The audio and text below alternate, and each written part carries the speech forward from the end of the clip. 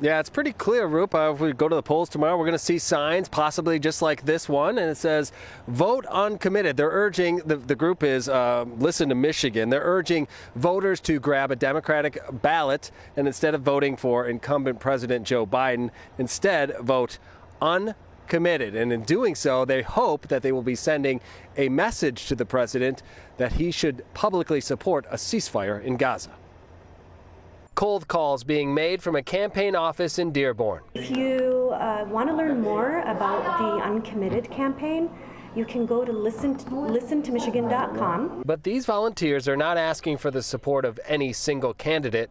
Quite the opposite. And so we're asking Michigan voters to vote uncommitted under the Democratic ballot. Uncommitted, a term that the grassroots group of activists called Listen to Michigan first heard back in 2008 when former President Barack Obama was running against Hillary Clinton in the Michigan primary. To vote uncommitted as a way to embarrass Hillary Clinton's campaign, and it really worked. And so we're taking that same method, that same strategy, and applying it to hopefully save as many Palestinian lives as possible. The group started their campaign in early February, another effort to get the attention of the current administration. We hit the streets, we demonstrated, we marched, we rallied, we called our representatives, we wrote our representatives.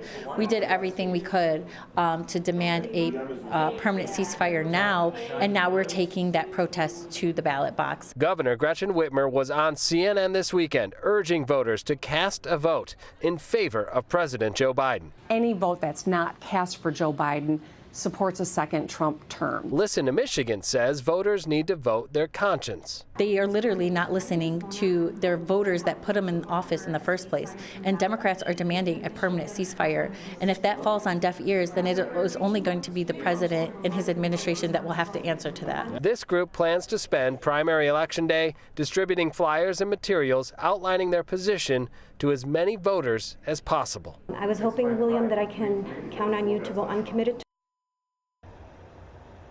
And for this group, Listen to Michigan, the future beyond the primary election is a little uncertain at this point. They say they're going to watch the results come in. They're going to determine how their position did and then have a strategy session on how to proceed going forward. Reporting live tonight, Dave Spencer, Fox 2 News. And we heard her say that they all want a ceasefire. Many people do, but we've seen those unfortunately fail in the past.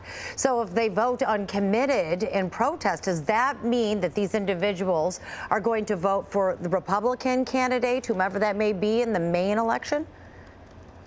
Well, they're hoping that it won't come to that, right? They're hoping that the current administration will get their message loud and clear and that they can vote, Democratic, because these are the people that they are targeting. So they will hope that they will vote for the Democratic candidate, whoever that may be, presumably Joe Biden. But again, they hope that it won't come to that. But they're asking people to vote their conscience at this point.